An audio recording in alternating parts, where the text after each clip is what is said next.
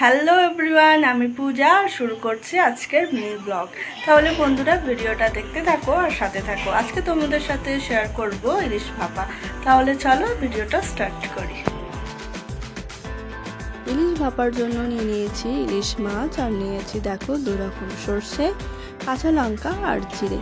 এগুলোকে প্রথমে আমি মিক্সারে পেস্ট করে নেব। আর এদিকে দেখতে পাচ্ছ মাছগুলোকে নুন, হলুদ, সরষের তেল আর পেস্ট করে রাখা মশলাগুলো দিয়ে ভালোভাবে মেখে নেব। আর বন্ধুরা, এই গরমে আমি প্রত্যেকদিন ব্লগ শেয়ার করতে পারছি না, তো প্লিজ তোমরা কিছু মনে করো না, চেষ্টা করব প্রত্যেকদিন ব্লগ তোমাদের সাথে শেয়ার করার। আর এইদিকে দেখো আমি একটা টিফিন বাটি নিয়ে নিয়েছি, আর টিফিন বাটির মধ্যেই কিন্তু ইলিশ ভাপাটা করব।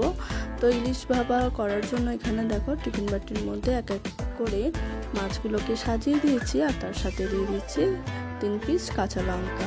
আর এইদিকে দেখো গ্যাসটা অন করে বসিয়ে দিয়েছি কড়াই, আর কড়াইয়ের মধ্যে 1 গ্লাস মতো জল দিয়ে তারপরে দেখো টিফিন বাটিটা বসিয়ে দিয়েছি, আর তার উপরে দিয়ে দিয়েছিলাম টিফিন বাটির উপরে নড়া।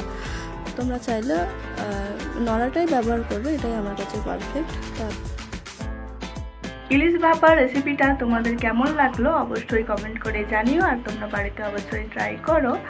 আর আমার চ্যানেলটিকে লাইক অ্যান্ড সাবস্ক্রাইব করো, আর ভিডিওটা ভালো লাগলে অবশ্যই শেয়ার করো। দেখা হচ্ছে নতুন কোনো ভিডিও। টাটা।